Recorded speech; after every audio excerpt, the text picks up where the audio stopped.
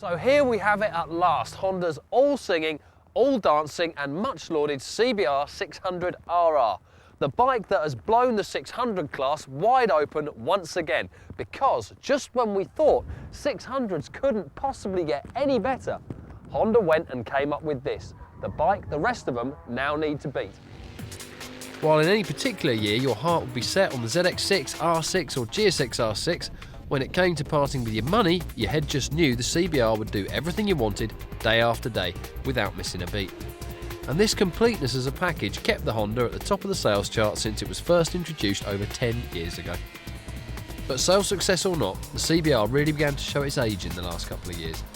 Next to the manic R6, it was plain old boring. Even next to the ageing ZX6, it looked a bit plain Jane. So, for 2003, Honda went to town. Capitalising on all they've learned in MotoGP with a certain Mr. Rossi, they went out to make the very most of this motorcycle in terms of styling and performance. And oh boy, have they succeeded. Forget the comfort, forget the fuel economy, forget all the mundane niceties for a minute, because the single most impressive thing about this bike is the handling. The new CBR's handling is excellent. It is edging ahead of everything else in its class, which up against such luminaries as the new ZX6 and the GSX-R600 is impressive to say the least.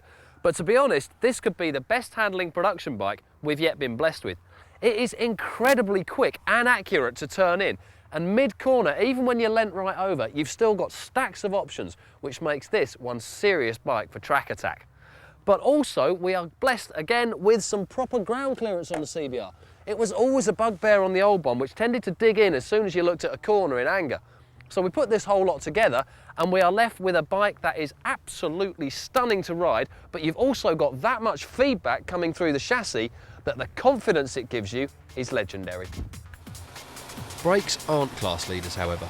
Those honours go to the sublime and super strong anchors on Kawasaki's ZX6. But they are the next best thing, so you can rest assured there's still a potent package of power and feel on hand.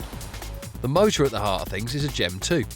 Admittedly, the ZX6's 36cc mid-range advantage does mean the Honda isn't the strongest motor in the class, but for a 600cc lump it is in very rude health indeed. The fuel injection is excellent, and the precision and control you get between rear wheel and your twitching throttle hand is superb. Then of course there's the styling. This bike is horny.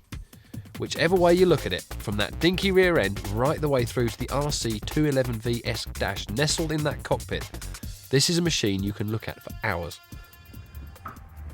Obviously, practicalities have taken a slight kicking in the view of the CBR's new performance edge, but you'll be pleased to know that the comfort that always kept it a favourite is still pretty much there, although you are now pushed forward onto your wrists a little bit more, so town work's going to get a bit more painful.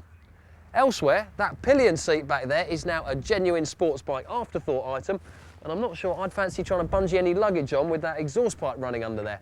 Then again, if it's practicalities you want, buy yourself a VFR. If it's the best 600 in its class that you want, buy the CBR. And so now it's time for the scores. Styling, Honda takes a 9 out of 10. This bike is absolutely beautiful. Performance, it's another 9 out of 10. It's only going to lose a point for that motor not being quite as quick as it could be. Comfort, 7 out of 10. It's very good, but it's still a super sports bike. Street cred, 8 out of 10. On the one hand, this is the must-have 600 for 2003. On the other hand, you're hardly likely to be the only bloke in your town who's riding one. Reliability, 7 out of 10. It's probably going to be higher than that because, as we know, Hondas these days are built very well, but it's an unproven bike because it's only just come out. Value for money, 8 out of 10. It's competitively priced, albeit at the top end of the 600 class, although a GSX-R600 will make it look a bit expensive.